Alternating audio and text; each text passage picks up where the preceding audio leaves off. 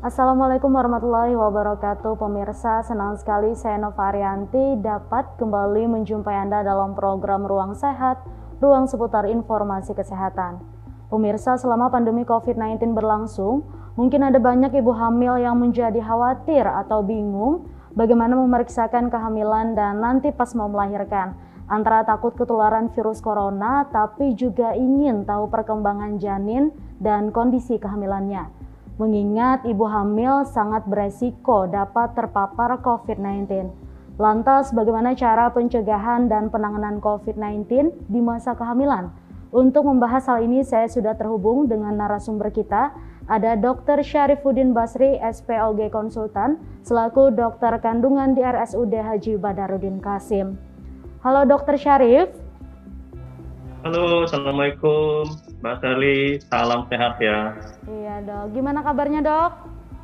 Alhamdulillah baik, moga-moga kita sehat semua, terutama pemirsa dan warga Tabalong, tenaga kesehatan, bidan, dan ibu-ibu hamil tentunya, semoga sehat semuanya, amin.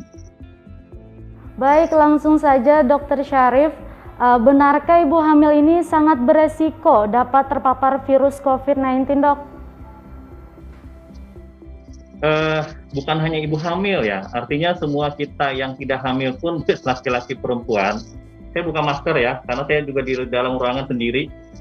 Ini ruangan khusus untuk Zoom, karena sekarang kita karena pandemi ini semua dilakukan dengan Zoom ya.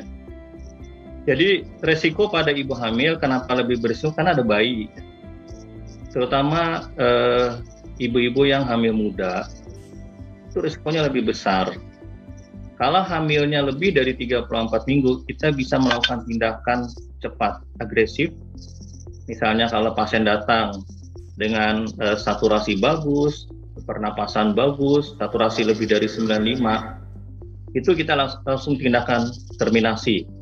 Jadi terminasi bisa ada dua, bisa operasi, bisa lahir normal. Tapi rata-rata datang ke rumah sakit itu belum infartu, artinya belum ada tanda-tanda mau melahirkan. Karena ini tindakan cepat, kita harus lakukan perbaikan kau ibu, kemudian kita lakukan tindakan operasi. Nah, untuk yang hamil muda ini yang jadi masalah, dan ini seluruh Indonesia, kita sudah beberapa kali pertemuan dengan POGI, dengan Menkes, membahas tentang hamil muda apa tindakannya. Terutama hamil, rata-rata itu 5 bulan sampai di bawah 32 minggu ya. Dan di Tabalong, sudah ada 6 orang yang meninggal hamil muda. Ini sedih banget buat kita ya, karena kita tidak bisa melakukan apa-apa. Selain pemberian maksimal terapi yang kita selalu kolaborasi dengan disiplin lain seperti penyakit dalam, neuro, jantung ya. Dan rata-rata yang datang itu sudah dalam keadaan berat.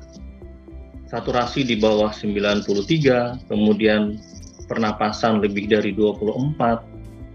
Dan mereka, kalau kita tanya, selalu keterlambatan untuk berobat. Jadi ibu-ibu, yang lainnya pun juga tidak hamil gitu.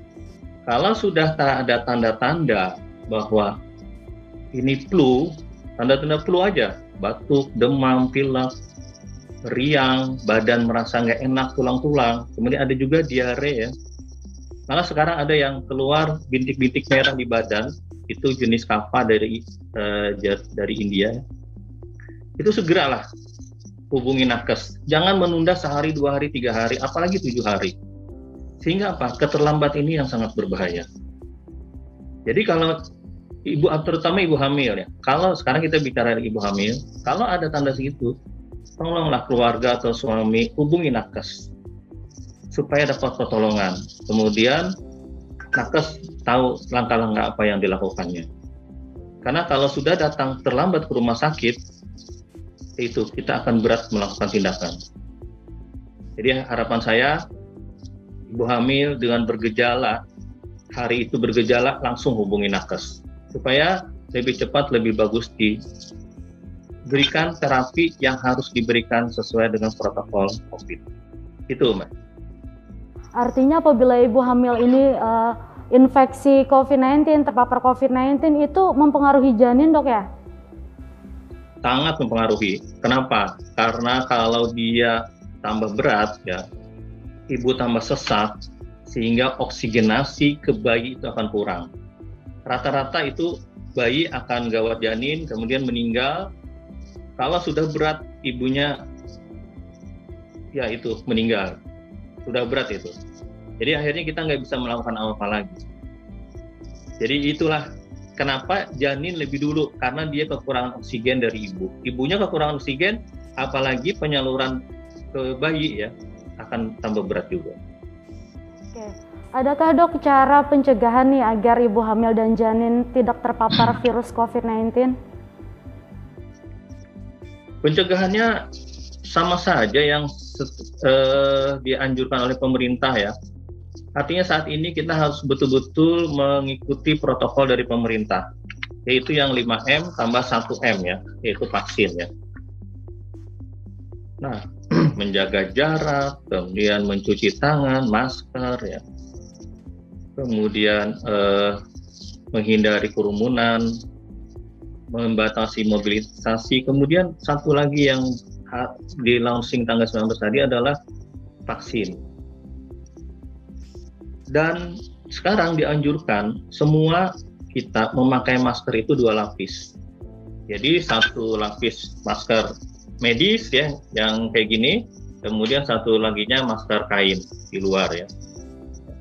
Jadi ibu-ibu, kalau misalnya mau menghindari COVID ini, ikuti protokol dari pemerintah. Kemudian tadi ada pertanyaan terhadap ibu hamil kena COVID.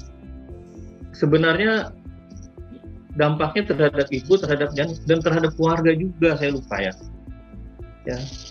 Rata-rata kalau istrinya positif, suaminya positif juga. Nah sekarang itu terjadi klaster keluarga namanya. Jadi keluarga sekitarnya harus juga berhati-hati ya.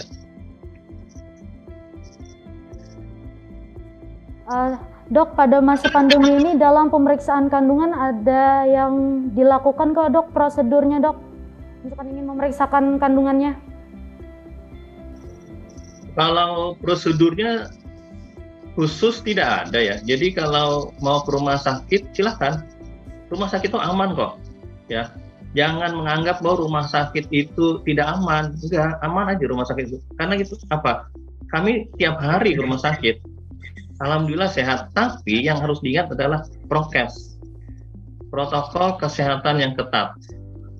Ini ibu-ibu kadang-kadang dipakai masker 1, Dok, ulun sesak bihinak, sama kami apalagi 4 lapis ya. Jadi jangan takut ibu-ibu ke rumah sakit. Anjuran BPJS trimester pertama 1 kali, trimester kedua 1 kali, trimester ketiga 1 kali.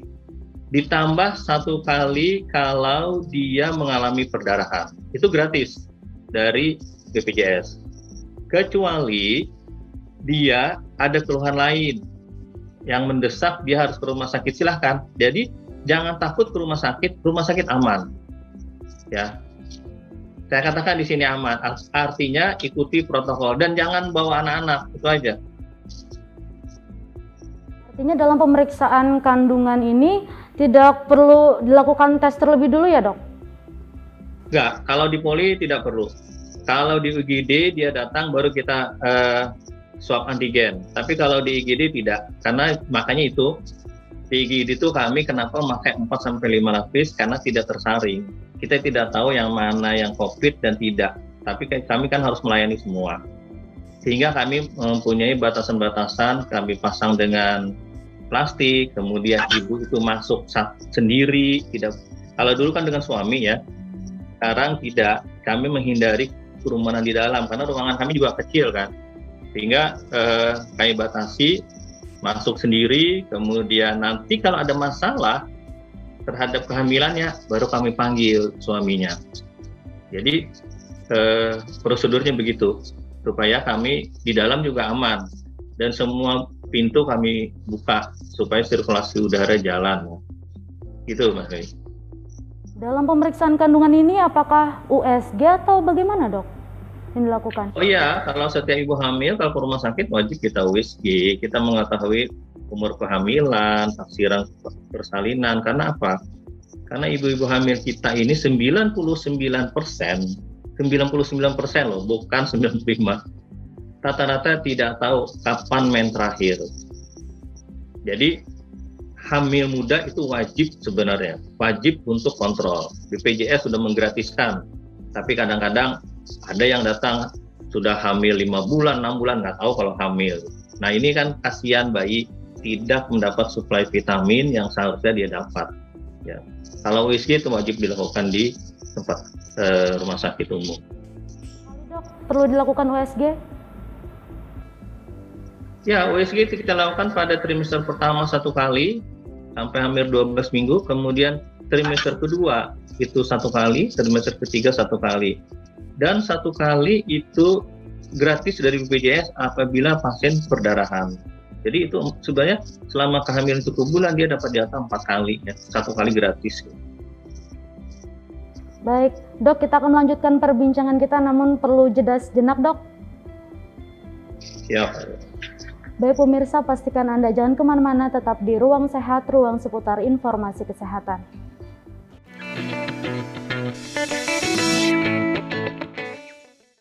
Ya pemirsa, terima kasih Anda masih di Ruang Sehat, ruang seputar informasi kesehatan. Melanjutkan perbincangan kita dengan Dr. Syarif yang membahas mengenai pencegahan dan penanganan COVID-19 di masa kehamilan. Baik dokter, dari pengalaman dokter sendiri hingga saat ini di masa pandemi, banyakkah ibu hamil yang terpapar COVID, dok? Ya, COVID ini kan mulai dari bulan Maret ya 2020. Jadi kurang lebih 1 tahun 5 bulan sudah ya. Awalnya di rumah sakit kita itu Maret April itu belum ada kasus.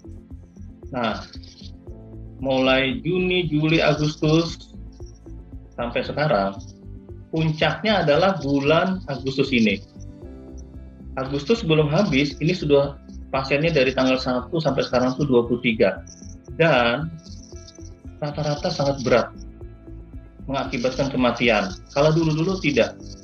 Jadi pandemi, kalau saya bilang pandemi awal, itu masih bisa diatasi selamat semua. Tapi pas pandemi yang kedua ini, ya, gejalanya lebih berat ya ibu hamil. Yang saya bilang tadi bahwa kita sudah kematian pada hamil muda, rata-rata hamil muda. Itu sudah 6 orang. Jadi saya di sini menghimbau ya, ibu hamil, ini bukan main-main. Harus sadar bahwa di Indonesia saat ini kita dalam keadaan tidak baik. Jangan dianggap flu biasa itu kayak flu dulu. Kalau flu dulu kita minum paracetamol 1 kali udah sembuh. Sekarang tidak. Jadi mungkin mulai sekarang ibu hamil ikuti protokol kesehatan, minum vitamin yang dianjurkan oleh bidan, ya, minum vitamin tambahan, vitamin C, D, zinc atau E, kemudian makan makanan yang bergizi. Kalau misalnya hindari kerumunan, batasi mobilitas dan lain-lain, itu saya rasa sudah dihimbau di mana-mana ya. Pemerintahan Kabupaten Tabalong, Bupati dan jajaran sudah menghimbau semaksimal mungkin. Tapi sekarang kita balik bertanya ke diri kita, seberapa besar kita bisa mengikuti aturan itu, terutama untuk menjaga kesehatan keluarga dan ibu hamil yang sekarang ini. Jadi kalau sekarang saya hitung ya, dari Maret sampai sekarang, pasien COVID itu sudah 180. Dan yang berat itu adalah yang bulan Agustus. Ya.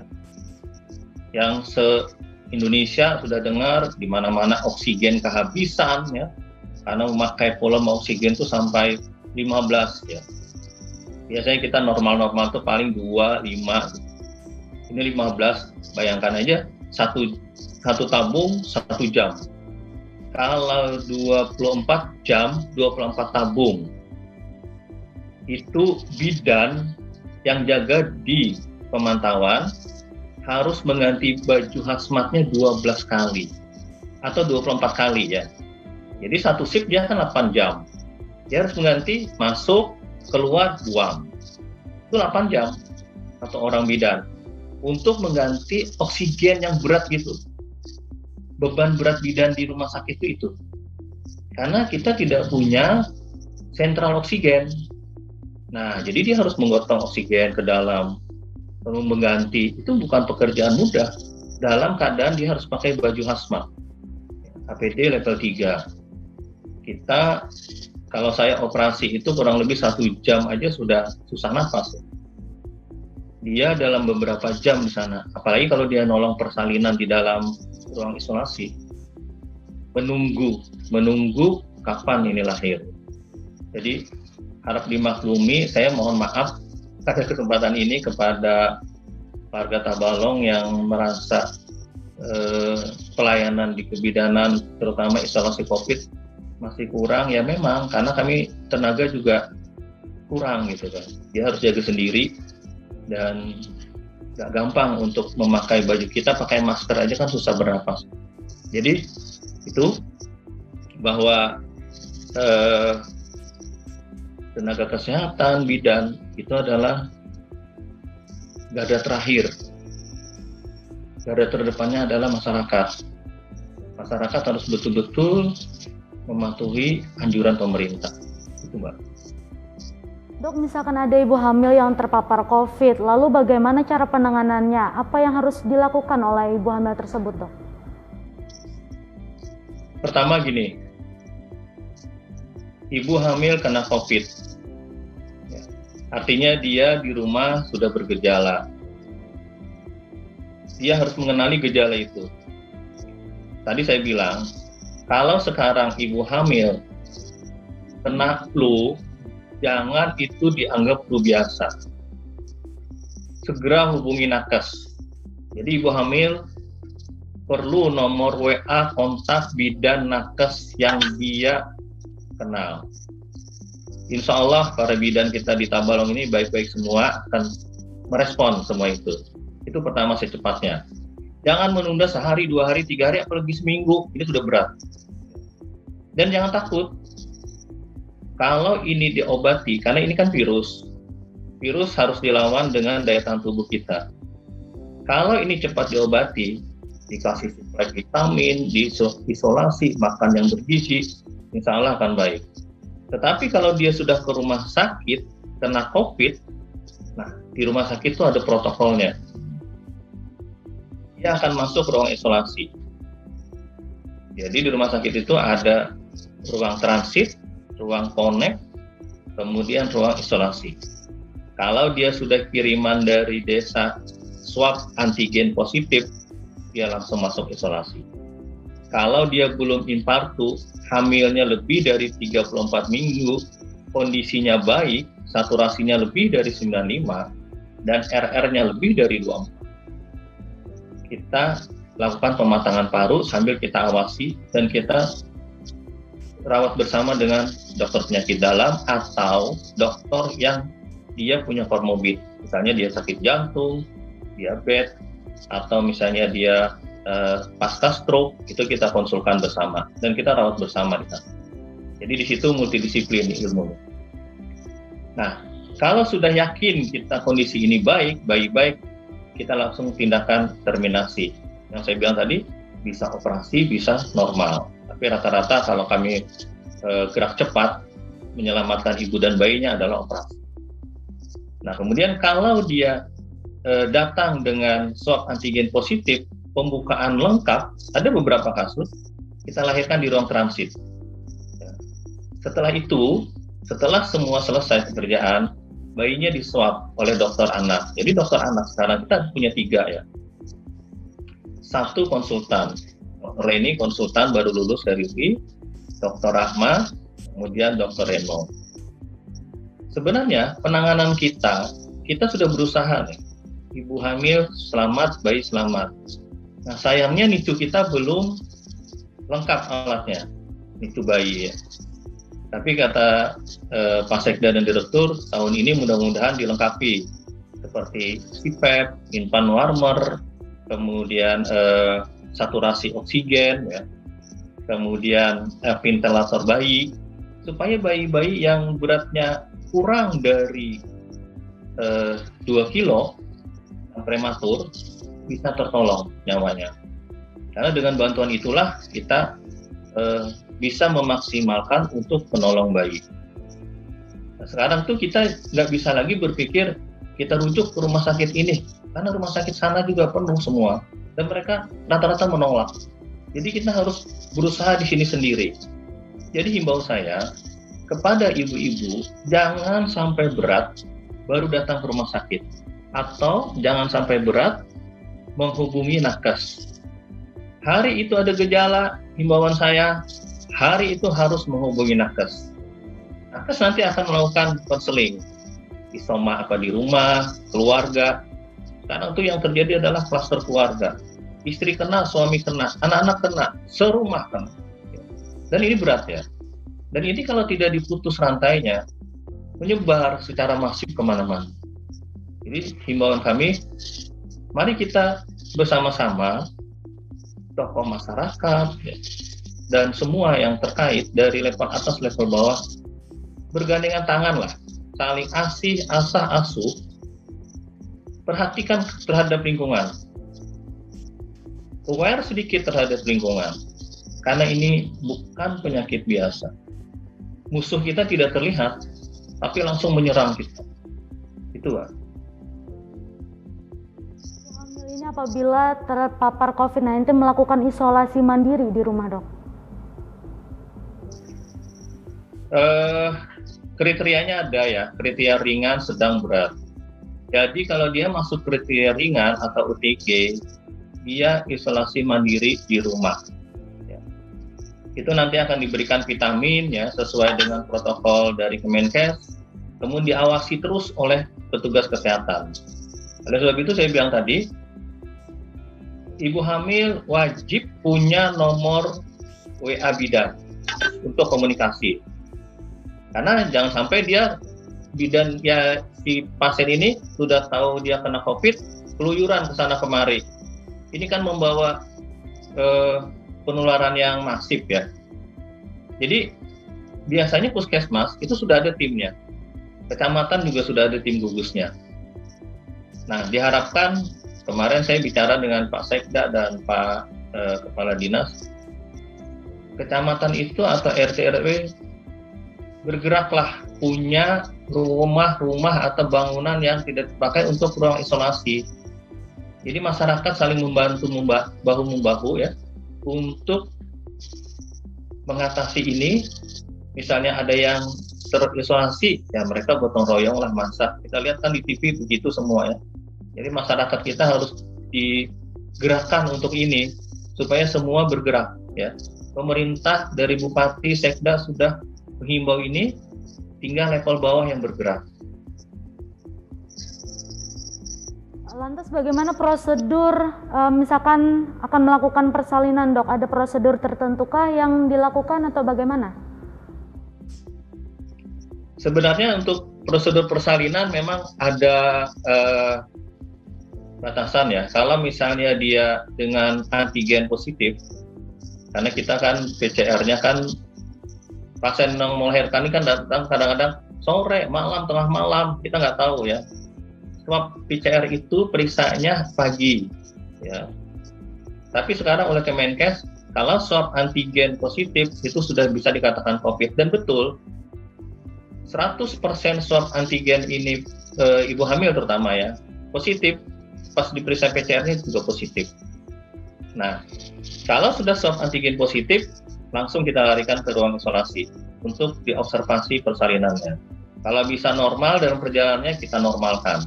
Tetapi kita selalu berkolaborasi dengan NICU, ya itu penting bagian anak.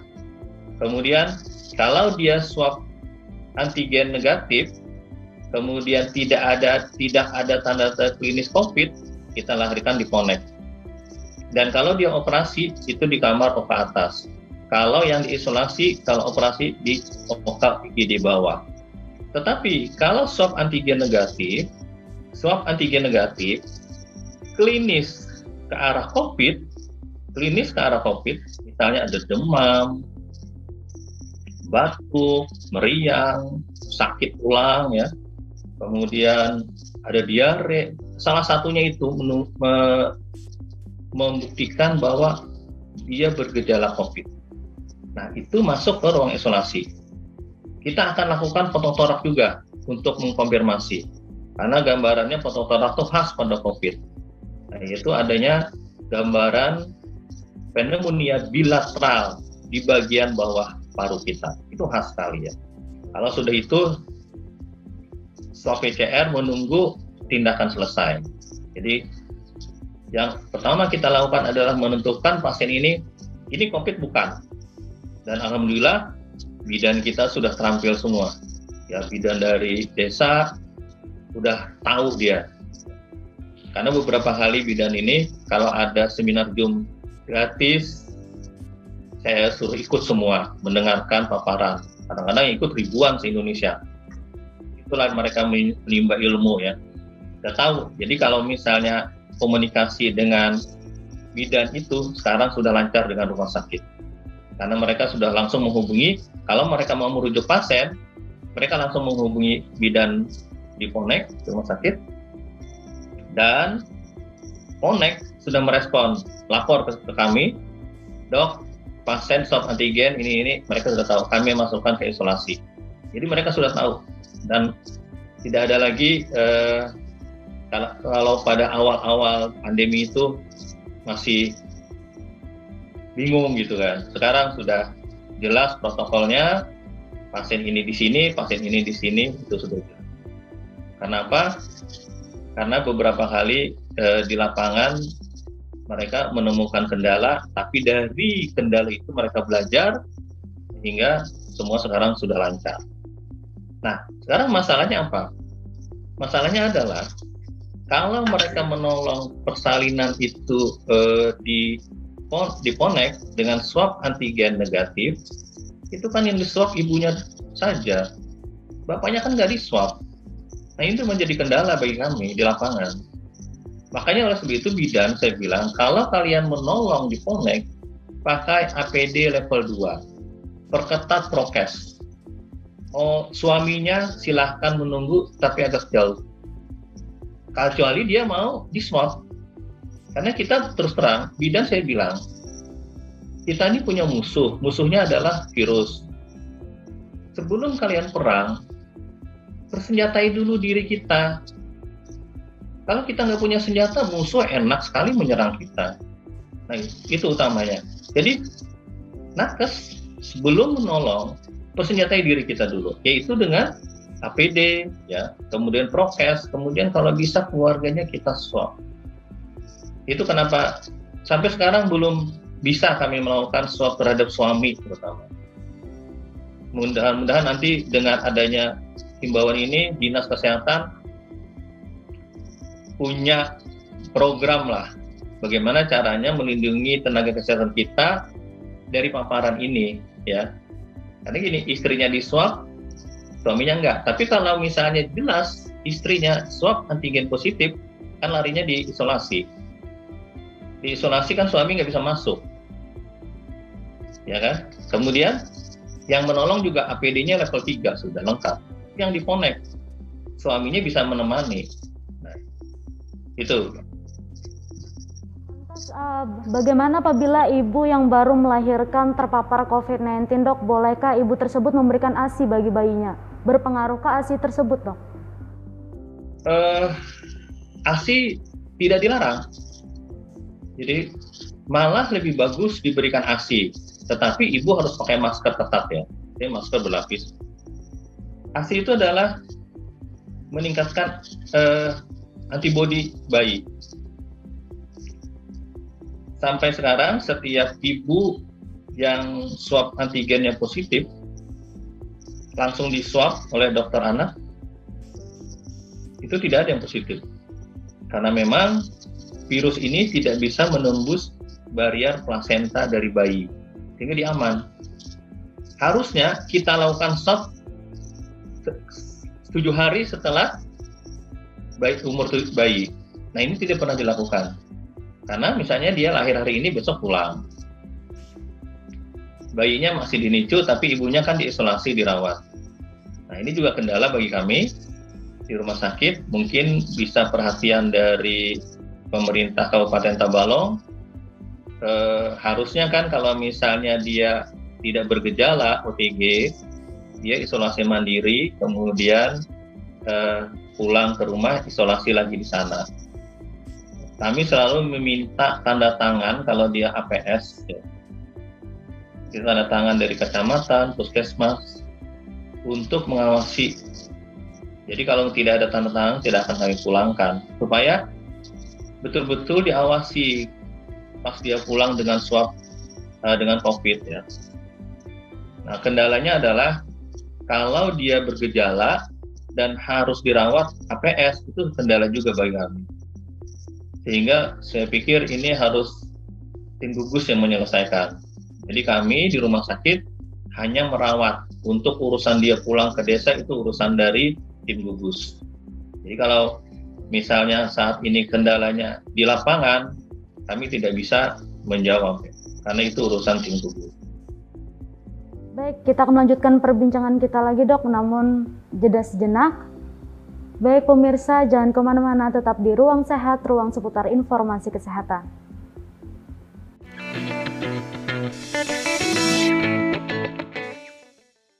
Ya pemirsa, terima kasih Anda masih di Ruang Sehat, ruang seputar informasi kesehatan.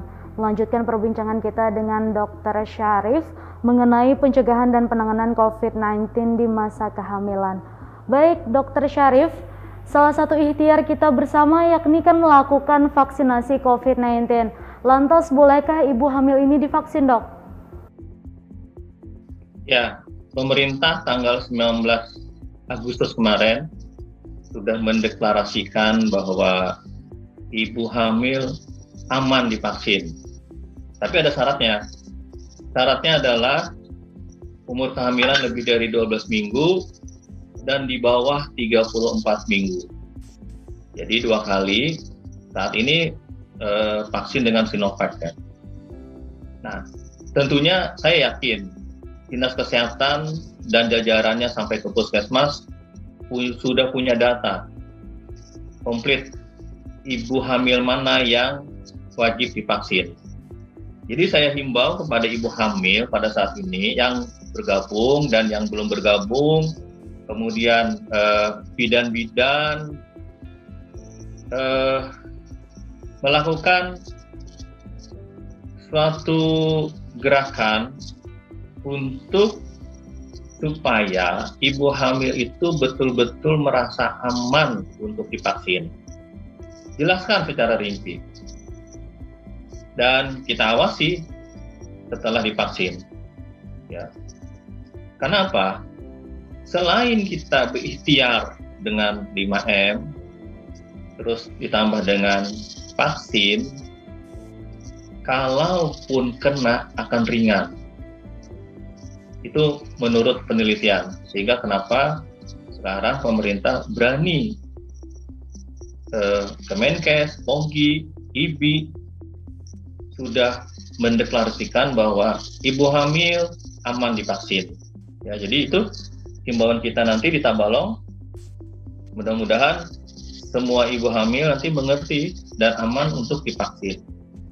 Semoga kita sehat semua lah nantinya jadinya. Namun ada ketentuan berapa bulannya begitu, Dok, ya, masa kehamilan? Ya, lebih dari 12 minggu. Jadi trimester pertama lepas. Karena apa? Trimester pertama itu kan masa pembentukan organ-organ bayi. Sehingga dia sudah lengkap, kemudian kehamilan itu juga sudah kuat. Untuk terjadi abortus atau keguguran itu kecil kemungkinan. Nah, kendalanya adalah yang saya bilang tadi awal bahwa ibu-ibu kita di Tabalong ini banyak yang 99% yang lupa akan men terakhirnya tuh kapan. Apalagi kalau dia suntik KB yang 3 bulan tidak men, dia tenang aja tuh, nggak men, biasa. Dan ini banyak kasusnya, datang ke poli sudah hamil 5 bulan, 6 bulan, dia 8 bulan. Ya, nggak tahu kalau dia hamil. Nah ini bahaya. Jadi sebenarnya semua perempuan di Indonesia yang mau divaksin tidak dianjurkan untuk tes kehamilan. Tetapi dianjurkan untuk memastikan dia hamil atau tidak sebelum divaksin ya. Caranya gimana? Ibu-ibu harus memantau mennya, kemudian harus konsultasi dengan bidan supaya pada waktu divaksin betul-betul tidak hamil. Nah, bagaimana caranya dan apa dampaknya kalau ibu itu pas divaksin dia baru tahu dia hamil, misalnya hamil 5 minggu atau 7 minggu atau 10 minggu. Ya udah, karena sudah divaksin kita awasi, vaksin keduanya nanti setelah 12 minggu lewat. Jadi kalau dia misalnya vaksinnya ini pertama 5 minggu, tunggu dia setelah 12 minggu. Walaupun aturan dari Sinovac itu adalah 14 hari setelah vaksin pertama. Jadi jangan dilanjutkan di dalam waktu di bawah 12 minggu. Nah, ini bahayanya, karena ibu-ibu kita banyak yang nggak tahu kapan men terakhir gitu. Lantas, bolehkah ibu hamil ini minum obat atau vitamin, Dok, untuk menjaga daya tahan tubuh? Karena kan tidak semua obat, Dok, ya bisa dikonsumsi oleh ibu hamil. Ya, untuk menjaga kebugaran ibu hamil, selain makanan yang bergizi, ya, sayuran, buahan, susu yang dianjurkan, dia wajib minum vitamin sesuai dengan umur kehamilan. Misalnya trimester pertama kalsium dan asam folat, nanti trimester kedua baru tambah darah dan lain-lain. Nah, karena ini pandemi, ditambah vitamin yang memperkuat daya tahan tubuh dia. Tidak usah vitamin, misalnya dia ada jeruk di rumah atau tetangga atau di rumahnya, minum air jeruk, kayak itu kan vitamin C dosis tinggi. Minum tomat misalnya, sayuran hijau. Nah, ditambah kalau misalnya ada vitamin C tablet, vitamin D juga bisa dia dapat berjemur, tapi kadang-kadang ibu hamil ini nggak kuat berjemur. Kemudian vitamin E ya, zinc. Nah itu yang dianjurkan, jadi nggak ada masalah karena vitamin itu selama dia konsumsinya benar itu akan baik buat dia dan kehamilannya. Olahraga, Dok, olahraga apa yang disarankan bagi ibu hamil nih? Olahraga ya, mungkin kalau ibu hamil jangan olahraga berat, misalnya jalan kaki, misalnya atau stretching di rumah ya, kemudian menyapu itu juga olahraga loh, ya, menyapu mungkin kalau ngepel berat ya, apalagi hamil besar ngepel berat, jadi nyapu, itu kan olahraga di rumah. Jadi olahragalah yang ringan. Kemudian yang paling bagus itu adalah sering-sering menghirup oksigen segar. Dan kalau tanaman itu kan, apalagi di desa-desa banyak daun-daun tanaman besar-besar ya, sering-sering dekat di tanaman besar untuk menghirup udara segar. Olahraganya yang ringan-ringan saja lah, nggak usah, jangan berat-berat kayak tinju, voli, jangan ya. Oke, baik, mungkin ada harapan atau pesan yang ingin disampaikan kepada ibu hamil di luaran sana, Dok, selama masa pandemi ini? Ya, jadi harapan kami dari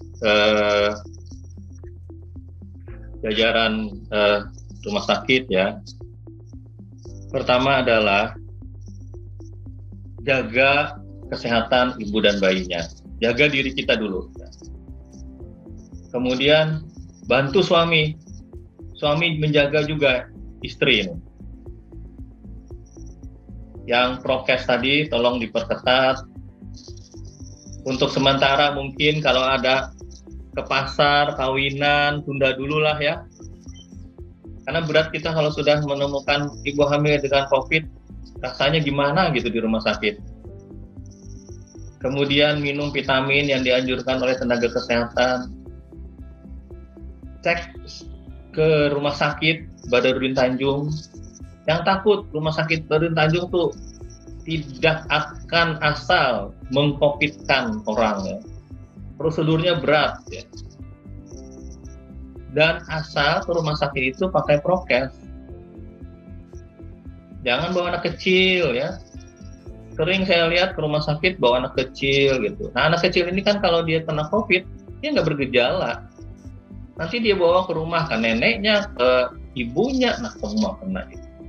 Ya. Kemudian ada 3 kali yang wajib kontrol, gunakan itu. Yang takut lah kayak kemarin pasien di praktek saya suruh ke rumah sakit, takut dok. Gimana kalau takut? Enggak apa-apa, kami aja hidup di rumah sakit kok. Ya aman, hati. Tapi ya itulah jaga prokes. Nah kemudian kami mohon maaf selama ini sejak pandemi ini kami tidak bisa senyum kepada ibu-ibu pasien juga karena kan kami pakai masker dan kami tidak bisa memakai baju seperti perawat benar, dokter pakai baju jas. Pulang kami langsung cuci. Kalau seperti saya pulang misalnya nanti balik lagi operasi, cuci lagi baju yang dipakai sehari bisa 3-4 kali ganti baju. Karena kita nggak mungkin masuk ke kamar pakai baju dari rumah sakit.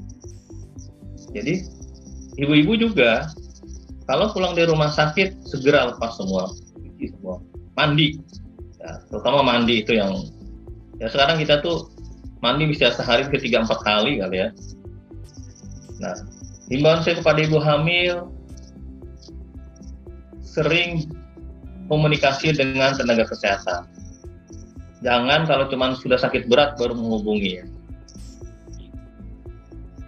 Dan pelajari gejala COVID. Keluarga harus membantu dalam hal ini. Itu ya himbauan saya supaya ibu-ibu hamil ini sehat, tapi harus dibantu dengan suami dan keluarga ya. Ada informasi lagi yang ingin disampaikan dok? Ya, pertama gini, kami atas nama jajaran tenaga kesehatan mengucapkan terima kasih kepada Bupati dan jajarannya karena sudah berusaha banyak ya menanggulangi COVID ini dan perhatian terhadap kami semua. Tuh. Yang kedua, saya juga mengucapkan terima kasih kepada tenaga kesehatan ya, bidan di desa sampai di rumah sakit. Mereka sudah berjibaku menolong semua pasien yang hamil. Kita bisa bayangkan ya kalau menolong persalinan di rumah bidan itu dengan APD seadanya. Kalau dia terpapar, anaknya, keluarganya terpapar semua. Jadi saya himbau kepada semua tenaga kesehatan, sebelum kita berperang, siapkan senjata kita dulu. Sekarang kan swab antigen di dinas kesehatan itu bisa gratis. Gunakan itu. Ya. Jangan kita bercebur tanpa ada perisai. Itu sangat berbahaya. Ya. Kemudian yang ketiga, mari kita bersama-sama dengan semua jajaran dari level atas sampai level bawah, kita bergandengan tangan, saling asuh untuk menyelamatkan, membantu, menyehatkan semua masyarakat di Tabalong. Terutama saat ini kita bicara tentang ibu hamil. Mari kita belajar aware, peduli terhadap lingkungan. Dan saya himbau di setiap kecamatan itu atau RT atau RW punya rumah singgah untuk isolasi mandiri pasien. Jadi tidak semua harus ke rumah sakit lama atau rumah sakit Dundrung. Sebenarnya kalau OTG isolasi mandiri bisa dilakukan di masing-masing desa ya, asal ada kemauan. Yang keempat,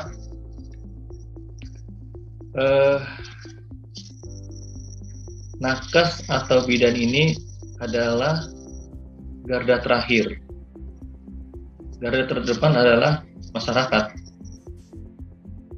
Sehingga jangan menganggap bahwa nakes adalah garda terdepan, salah. Kita adalah garda terakhir.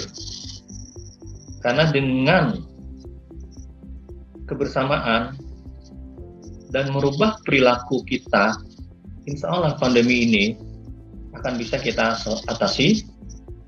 Walaupun pandemi ini akan selalu berdampingan dengan kita. Pertanyaannya, kapan pandemi ini akan berakhir? Sampai sekarang belum ada yang bisa menjawab. Yang menjawab adalah kita sendiri. Dengan mengubah perilaku dan mengikuti aturan pemerintah.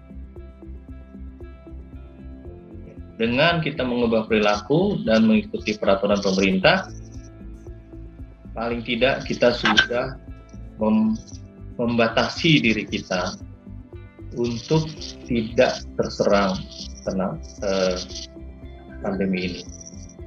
Kemudian yang terakhir, saya himbau kepada semua, kita bicara tentang ibu hamil, mulai sekarang jangan takut ke rumah sakit. Rumah sakit bukan sarang COVID, tapi adalah sarang kesehatan.